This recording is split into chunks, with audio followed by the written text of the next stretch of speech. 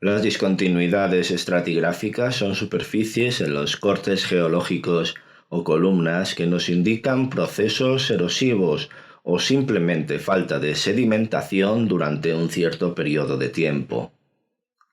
Esto genera la falta de registro estratigráfico, es decir, no hay rocas que representen un determinado intervalo temporal. Imaginemos, por ejemplo, la era mesozoica, representada por sus tres sistemas, Triásico, Jurásico y Cretácico. Si en nuestro corte o columna solo aparecen rocas del Triásico y Cretácico, esto indica una discontinuidad. Falta el Jurásico y en nuestra columna o corte, las rocas del Cretácico se apoyarían en las del Triásico. El primer tipo de discontinuidad es la paraconformidad. Imaginemos una serie de estratos sedimentarios, por ejemplo arcillas, que representaré de color rosa, con una estratificación u orientación horizontal. Después de depositarse pueden pasar varios millones de años, pero ni hay erosión ni nueva sedimentación. Más tarde se reactiva la sedimentación y aparecen unas areniscas de color amarillo. En este tipo de discontinuidad vemos que los buzamientos u orientaciones de las capas son las mismas. Es decir, en una paraconformidad tenemos falta de registro, misma orientación de las capas, y tanto la capa inferior como la capa superior son rocas sedimentarias. Disconformidad. La disconformidad indica un periodo de tiempo en el que se ha producido erosión. Veamos la capa del ejemplo anterior. Una vez depositada, pasa el tiempo y esta capa se erosiona. Al erosionarse aparece una superficie topográficamente irregular, denominada paleorrelieve. Cuando se reactiva la sedimentación, los depósitos sedimentarios se disponen en capas horizontales encima de este paleorrelieve. Podemos observar que pese a que la superficie del contacto entre las dos capas es irregular, las capas poseen la misma orientación. Resumiendo, la disconformidad es un tipo de discontinuidad en la que falta registro por la participación de un proceso erosivo posterior a la deposición de las capas, es decir, la erosión se ha llevado esas capas que ya se habían sedimentado y no las podemos ver.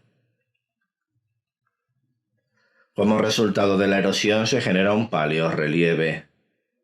Las capas poseen la misma orientación, y tanto la capa superior como la inferior son rocas sedimentarias.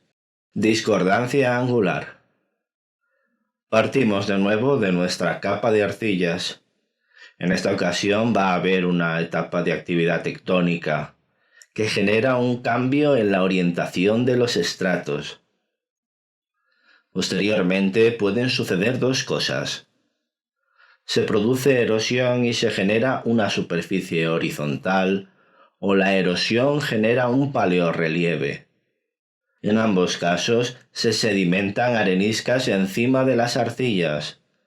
La dirección de las capas en las arcillas y en las areniscas es diferente, y ambos estratos son de origen sedimentario. Así, la discordancia angular tiene como características la falta de registro, pues siempre se produce erosión que hace que falten estratos. Puede existir un paleorrelieve o no. Hay una distinta orientación de la capa inferior y la superior. Ambas capas son sedimentarias. Inconformidad. Volvemos a nuestra capa original de arcillas. Imaginemos que se emplaza un plutón granítico en el primer caso, o sucede metamorfismo que transforma esas arcillas en pizarras en el segundo. Posteriormente, se depositan las areniscas en ambos casos. En el caso superior, marco con rojo el contacto que era nuestra inconformidad. Y en el ejemplo de abajo, esta será color verde y puede señalar un paleorrelieve. Vemos que en el caso del granito no hay paleorrelieve. Además, la dirección de las capas no se aplica en el granito. Sucede lo mismo con las pizarras, donde será difícil ver una orientación clara. En ambos casos la capa superior es sedimentaria. Así pues, una inconformidad se caracteriza por la falta de registro entre capas de origen ígneo metamórfico y capas sedimentarias. A veces puede observarse paleorrelieve. Y hay una diferente orientación de los estratos o, en algunos casos, incluso esa orientación puede no existir.